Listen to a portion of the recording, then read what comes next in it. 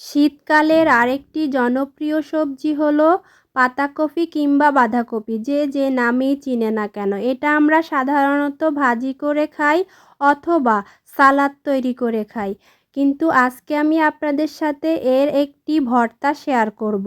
আসসালামু আলাইকুম, সবাই কেমন আছেন? আলহামদুলিল্লাহ, আমরা ভালো আছি। এই জন্য প্রথমে আমি কয়েকটা আলু সেদ্ধ করব আর একটু মসুরির ডাল সেদ্ধ করে নিব। এরপর কড়াইতে দিয়ে দিব কয়েক কোয়া রসুন, রসুনটা একটু ভেজে নিয়ে দিয়ে দিব পেঁয়াজ কুচি, পেঁয়াজ কুচিটাকেও একটু লাল লাল করে ভেজে নিব। ভেজে নিয়ে আমি শুকনো মরিচ আগে থেকে ভাজা ছিল সেটাকে একটু গরম করে নিলাম, আপনারা শুকনো মরিচ ভেজে নেবেন। এরপর একটা শুকনো কড়াইতে কোনো তেল ছাড়া এর মধ্যে একটু কালি জিরা দিয়ে সেটাকে একটু ভেজে নিব, ভেজে গুঁড়ো করে নিব। এরপর আমি পাতাকপিটাকে কুচি করে নিব।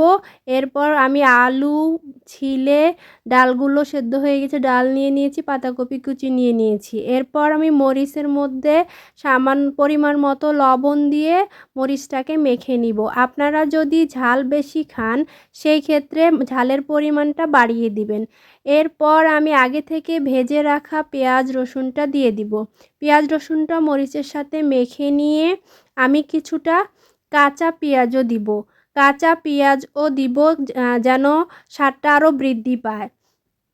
কাঁচা পেঁয়াজটা দিলে আপনারা চাইলে কাঁচা মরিচও অ্যাড করতে পারেন। আমি কাঁচা মরিচটা অ্যাভয়েড করেছি কারণ আমার বাচ্চারা খাবে। এরপর আমি আগে থেকে যে গুঁড়ো করে রেখেছিলাম সেই কালো জিরাটা দিয়ে দিব। কালো জিরাটা দেওয়ার পর আমি দিয়ে দিব কিছুটা আচারের তেল। আচারের তেল আপনারা চাইলে না দিয়ে সরিষার তেল দিয়েও করতে পারেন।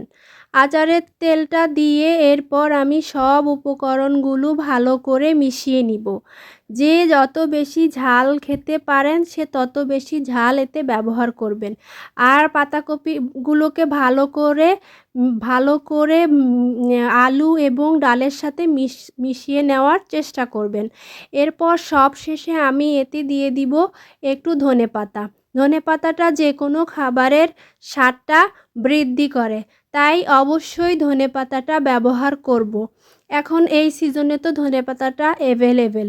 এই তো আমার ভর্তাটা কিন্তু রেডি হয়ে গিয়েছে। এটা খেতে কিন্তু দুর্দান্ত হয়, আপনারাও চাইলে বাসায় ট্রাই করতে পারেন।